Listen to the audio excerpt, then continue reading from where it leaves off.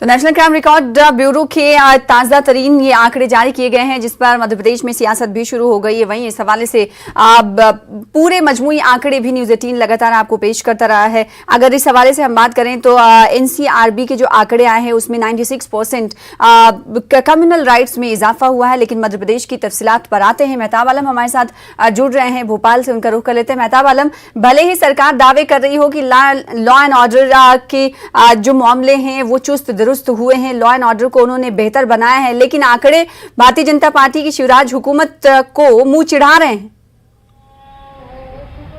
यकीनी तौर पर जो आंकड़े हैं मुंह चिढ़ा रहे हैं और हुकूमत इससे जो है इनराफ नहीं कर सकती है। क्योंकि अगर मैं पिछले 22 अगस्त से बात करूं तो 22 अगस्त से आज जो है तक की, अगर से जो है 17 सितंबर तक की बात करें तो अब तक जो है मध्य प्रदेश में 47 ऐसे वाकयात हो चुके हैं जहां पर तशद्दुद हुआ है। तशद्दुद न सिर्फ SC/ST के साथ हुआ है, आदिवासियों के साथ हुआ है, बल्कि अकलियतों के साथ अगर मॉब लिंचिंग की हुजूमी तशद्दुद की बात करें तो उसमें भी इजाफा हुआ है। हुकूमत बड़े बड़े दावे कर रही है, लेकिन सच ये है कि जराइम पेशा अनासिर पर जो है कंट्रोल नहीं है। और इसके साथ हुकूमत ने अब नया कर दिया है कि मध्य प्रदेश में अब जराइम को रोकना तो अलग बात है, सट्टा को, लॉटरी को भी जायज करार दिया है। इससे आने वाले दिनों में हो सकता है क्राइम के इजाफा और बढ़ जाए, चाहे हम बच्चों की बात करें या दलितों की उसकी बात करें, हुजूमी तशद्दुद। बिल्कुल, रिकॉर्ड जो है नेशनल क्राइम रिकॉर्ड ब्यूरो के अदाद-ओ-शुमार वो पूरी तस्वीर साफ कर देते हैं, भले ही सरकार के दावे कुछ और हों।